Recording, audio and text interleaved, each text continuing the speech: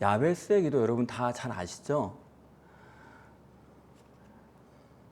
그래서 뭐 특별히 얘기할 건 없습니다. 다 아시니까. 그렇지만 오늘 있는 말씀을 같이 생각하면서 우리 기도에 그런 방향을 잡으면 좋을 것 같아요. 역시 신앙생활은 뭐니 뭐니 해도 기도생활 아니겠습니까? 아무리 신앙생활을 잘한다 해도 기도생활이 연약한 사람은 그 신앙생활의 실제는 가난할 수밖에 없습니다. 그렇기 때문에 우리가 이 기도생활을 잘 살려면은 모델을 하나 정해두는 것도 아주 유용할 거예요. 그렇기 때문에 오늘 짧지만 강력한 기도인 야베스의 기도를 우리가 알고 그 속에서 앞으로도 여러분이 언제든지 꺼내서 기도하실 수 있다면 좋겠습니다. 야베스란 이름은 성경에 딱 한 번이 나옵니다. 특별히 여기 족보의 이름을 쭉 나열한 곳에 야베스가 한 번 나오는데, 그런데 유독 설명이 덧붙여졌어요. 그게 특이한 거예요. 그렇기 때문에 그냥 넘어갈 수가 없는 거죠. 그럼 왜 이렇게 야베스만 이름을 설명을 붙였느냐 할 때, 그거는 본문에 나와 있죠. 그의 기도가 특별했기 때문입니다. 야베스의 이름의 뜻은 뭐예요? 야베스의 이름 뜻은 고통이라는 뜻이죠. 이름이 좀 이상합니다. 누가 자식 이름을 고통이라고 짓습니까?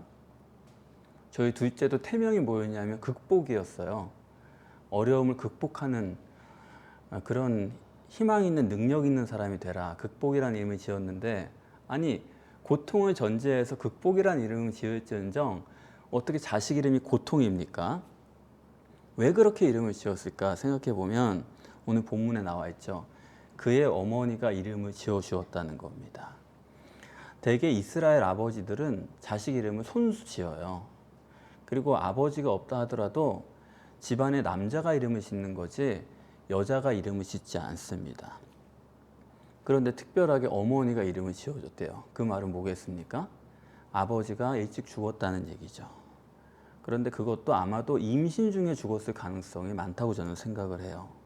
그러니까 고통이죠. 이 자식이 기쁨이 되지 못하고, 옛날 여자가 주변에 도와준 남자 친척 하나 없는 것 같은데 남편이 죽어버렸습니다. 얼마나 고통스러워요. 아이를 키우고 기다리는 그 시간이 얼마나 힘들어요. 그래서 고통이다.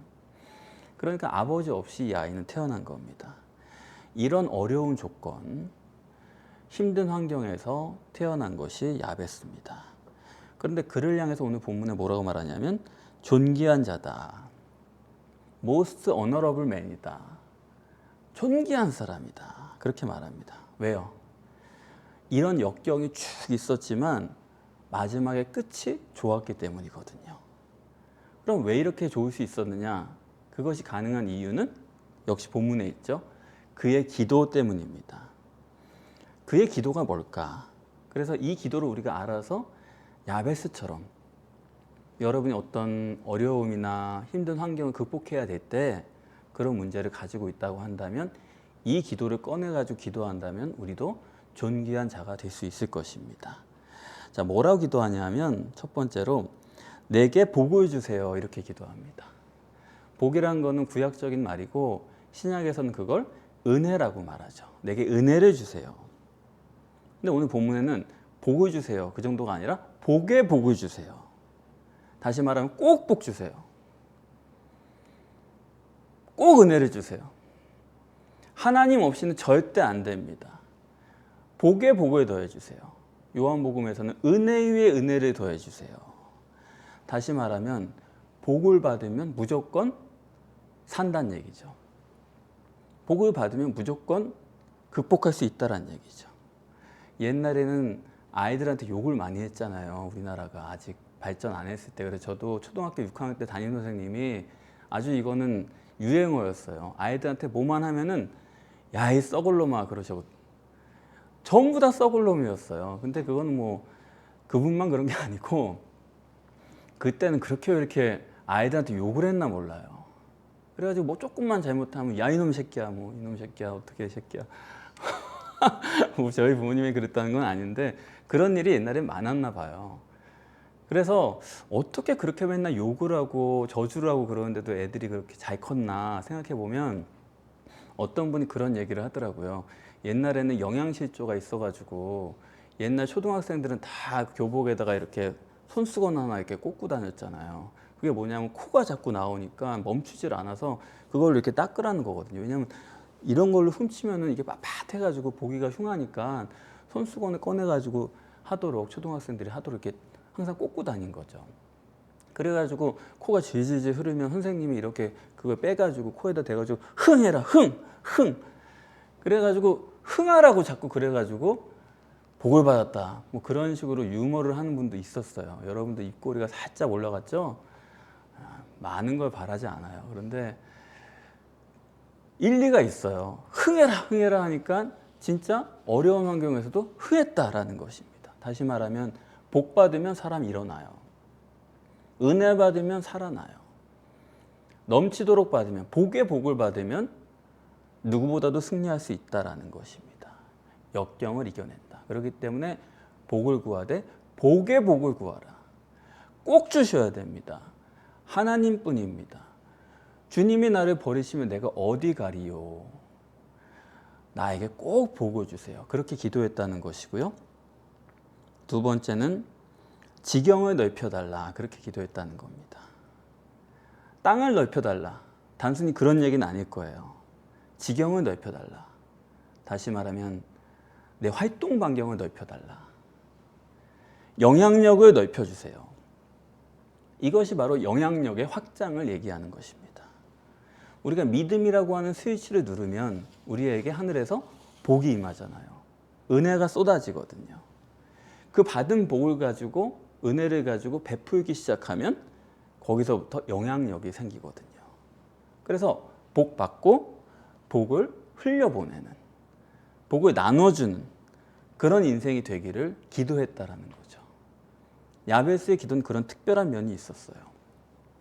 세상에는 세 종류의 사람이 있다라고 생각을 합니다. 성경에 보면은 강도 만난 사람의 비유를 보면요. 거기서 보면 세상에 있어서는 안 될 사람이 나오잖아요. 그게 누구예요? 강도죠. 그리고 있긴 있는데 있으나 마나인 사람. 그거는 제사장이죠. 그리고 꼭 있어야 될 사람, 필요한 사람이 누구예요? 선한 사마리아 사람이죠.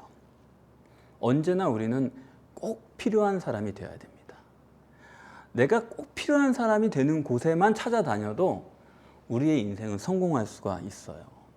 감동적인 인생을 살 수가 있어요. 그렇기 때문에 우리는 항상 그걸 놓고 기도해야 돼요. 많이 가지려고 하기보다는, 편하려고 하기보다는 꼭 필요한 사람, 언제나 필요한 사람, 그런 사람이 되어야 되거든요. 교회에서 있다 보면 저도 자주 겪었습니다. 뭐 연합수련회 같은 거 하다 보면 여러 부서 교육자들이 모여서 행사를 하는데 꼭 그래요. 어떤 교사가 설교하는 시간인데 갑자기 이제 설교할 기회가 생기잖아요.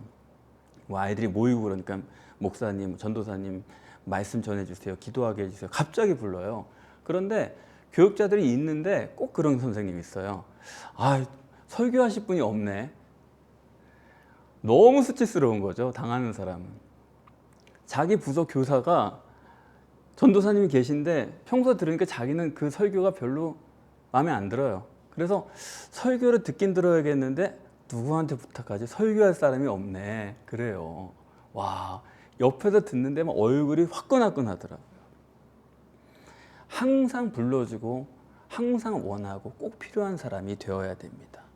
우리가 그걸 놓고 기도해야 되고요. 그러기 위해서는 항상 우리는 자주 남을 도와줘야 돼요. 자주 돕다 보면 그 사람은 꼭 필요한 사람이 되거든요. 그쪽으로 우리가 인생을 가야 되고요. 여기 또 말합니다.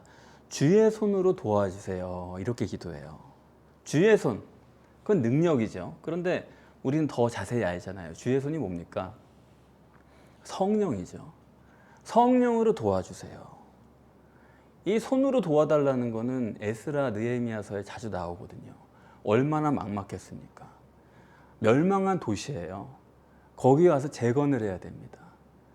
아니 이거 아무리 행정적인 절차고 주변 사람들이랑 어떻게 허락도 받고 또 왕한테 모두 받고 이런 거 했지만 그게 어떻게 그 먼 거리에 그렇게 제깍제깍 돼요. 그러니까 그 사람들이 기도하는 건 하나밖에 없는 거예요. 주의 손으로 나를 도와주세요.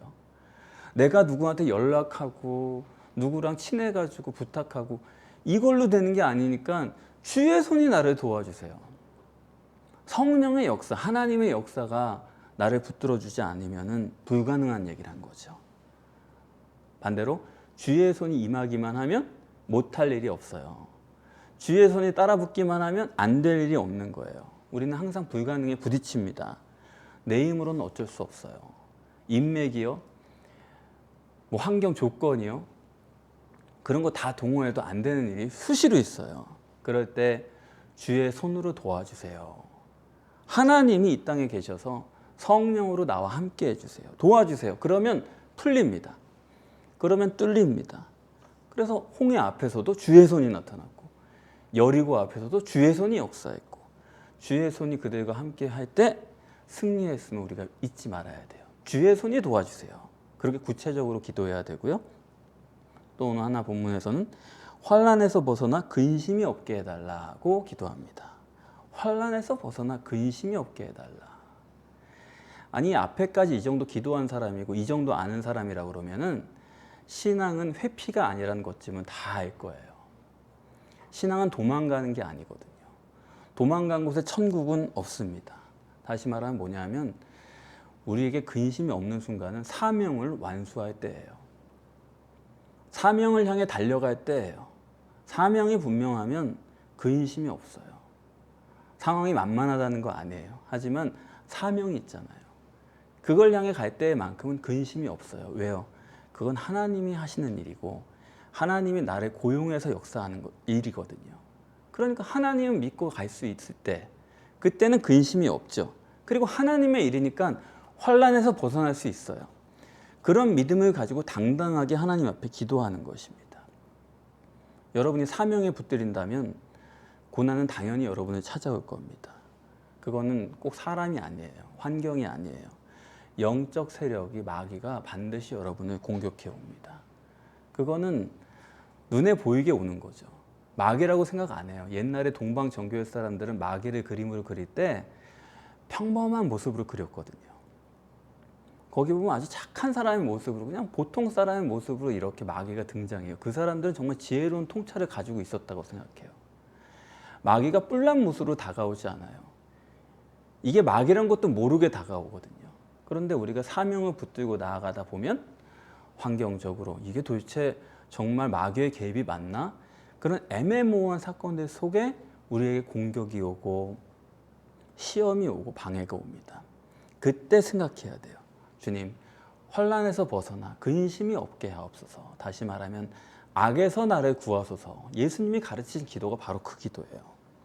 악한 세력에게서 지지 않도록 나를 지켜주십시오.